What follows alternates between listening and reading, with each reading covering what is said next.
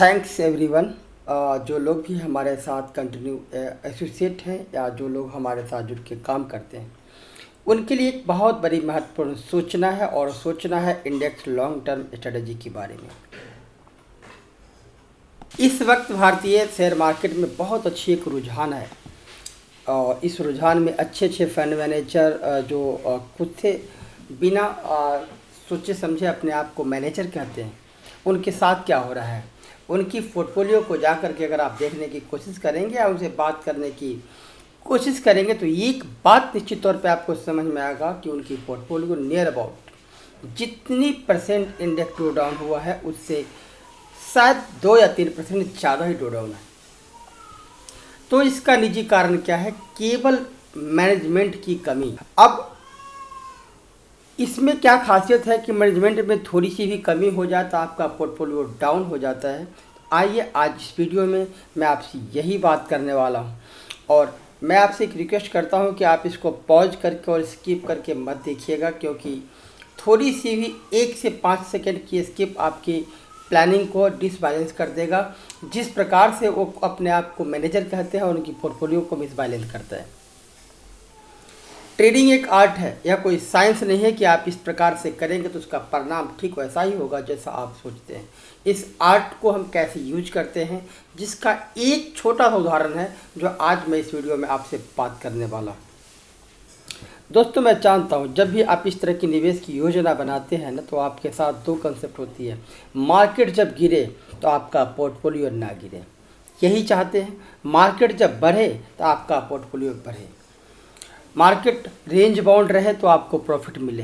But मैं आपको ये चीज़ 100% कहता हूँ, दुनिया में कोई भी ऐसे लिक्विडिटी फंड नहीं है जिसमें रिस्क नहीं है तो रिवार्ड नहीं है।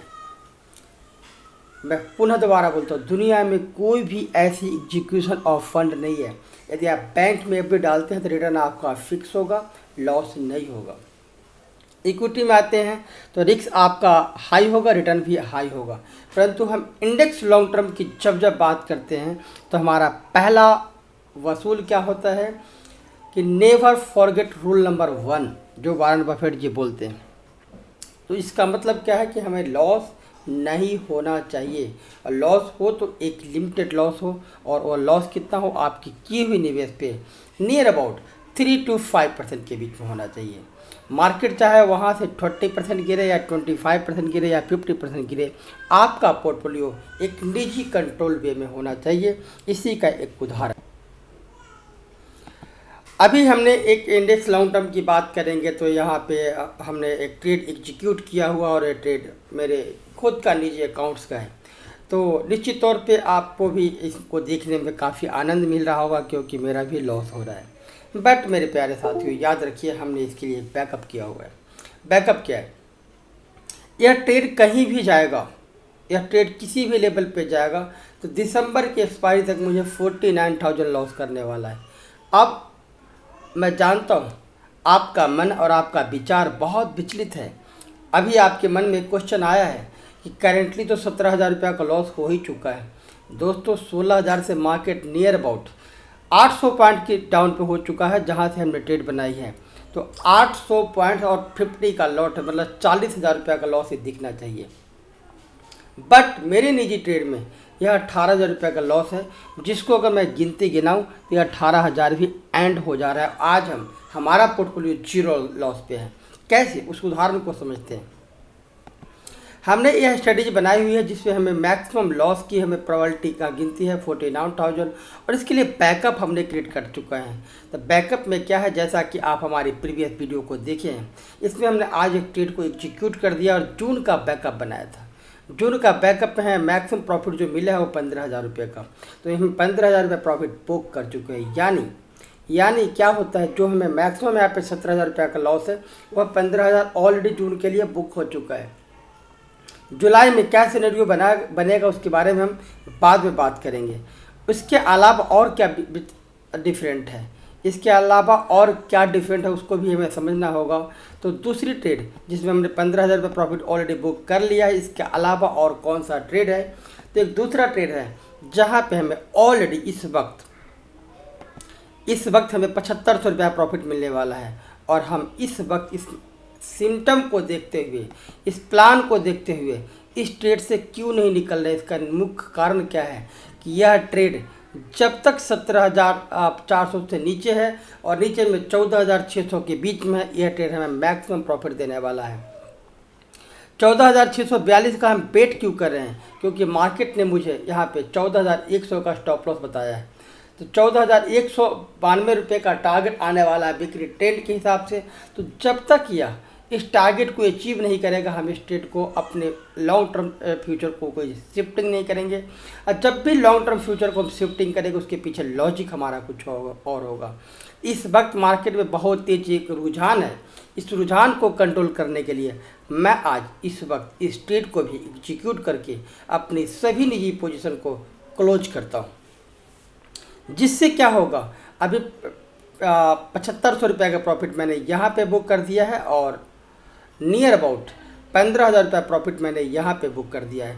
तो आप निश्चित तौर पे देखें कि मई के महीने में 27 मई को ट्रेड बनाई गई थी और ये ट्रेड कब की बनी थी? 27 मई को हम थे और जून के लिए ट्रेड कर दिए थे।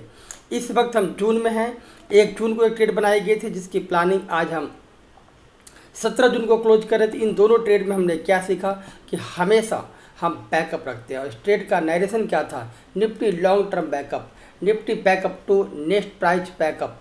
तो इस प्रकार से जब बैकअप चला के चलेंगे तो आपको जब मार्केट नीचे आएगा तो आपकी इक्विटी की साइज बढ़ेगी। मार्केट जब ऊपर जाएगा तो इन दोनों ट्रेड में मुझे ऑलमोस्ट 3,000 रुपये का लॉस होने वाला था। तो यानी 12 बार, साल का 12 बार अगर मैं गलत हो जाऊं तो 36 से 40 रुपये का लॉस लेने के लिए तो मैं पहले भी तैयार था। अगर साल के नीचे कभी भी इधर आया तो हमने 49,000 रुपये का लॉस लेने के लिए इधर भी रेडी था। लॉस को जब जब आप कैलकुलेट करके ट्रेड करेंगे, निश्चित तौर पे आपकी प्रॉफिट बढ़ेगी। ध्यान से सुनिए, यदि मार्केट कंटिन्यू ऊपर चला जाता तो मुझे इन दोनों ट्रेड में लगभग 3,000 रुपये का लॉस होता। साल में मैं मानता हूँ अगर हर बार बैकअप बनाऊँगा और हर बार मैं बैकअप में गलत हो गया तो मेरा लगभग 40 से 42,000 रुपये लेके चला जाएगा। 12 या 36, 12 मल्टीपल 12 महीने होते हैं।